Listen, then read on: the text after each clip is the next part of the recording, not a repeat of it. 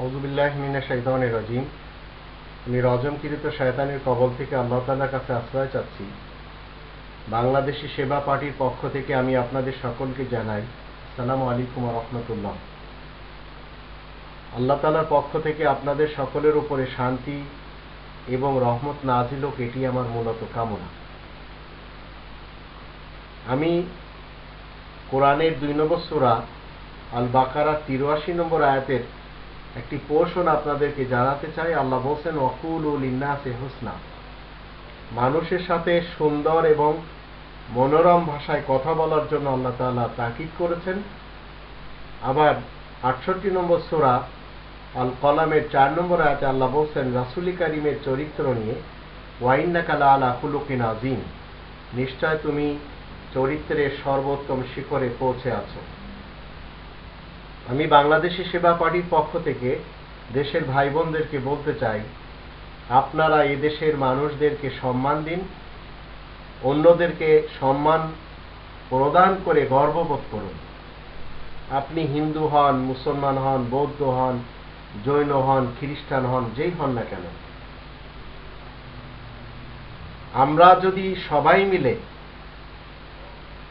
কাউকে সম্মান দিই তাহলে অবশ্যই আমরা সেখান থেকে সম্মান ফেরত পাব।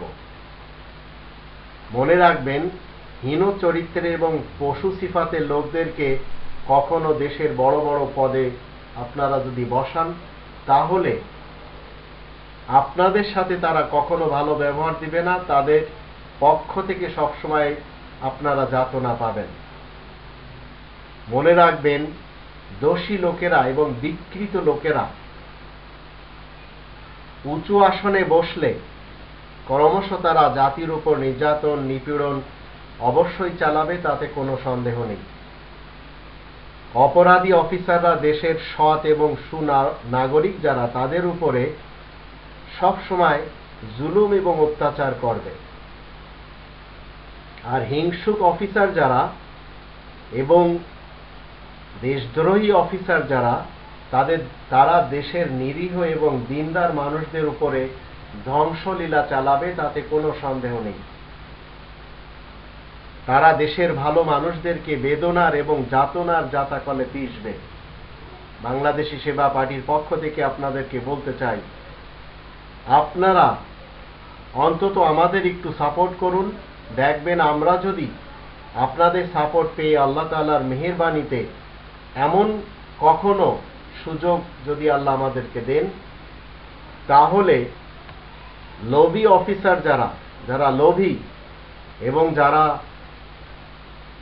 দেশের লোকদের উপরে নির্যাতন করে, নিপীড়ন চালায়, এমন ধরনের অফিসার এবং এই লোভী অফিসাররা ইনশাআল্লাহ তারা থাকবে না। যারা স্বার্থপর অফিসার, যারা লোভী, যারা চোর ডাকাত ঘুষখোর, এরা কোনোদিন দ্বীনের কথা শোনে না, এরা কোনোদিন কোরআনের কথা শোনে না, বরঞ্চ এরা সুযোগ পেলে কোরআনের বিপক্ষে কথা বলে। এই কারণেই এই দেশ 43 বছর ধরে শুভ কোনো কাজ করে দেখাতে পারেনি। মানব কল্যাণের কোনো কাজ এদেশের অফিসারদের দিয়ে, মন্ত্রী এবং সাংসদ যারা, তাদের দিয়ে হয়নি। বাংলাদেশি সেবা পার্টি আপনাদের সাপোর্ট কামনা করে এবং আল্লাহ তাআলার কাছে আমাদের প্রার্থনা, এই দেশ চিরস্থায়ী যেন থাকে, আল্লাহ তাআলার পক্ষ থেকে চিরকাল যেন শান্তি বিরাজ করে, এটি আমাদের বিধাতার কাছে প্রার্থনা।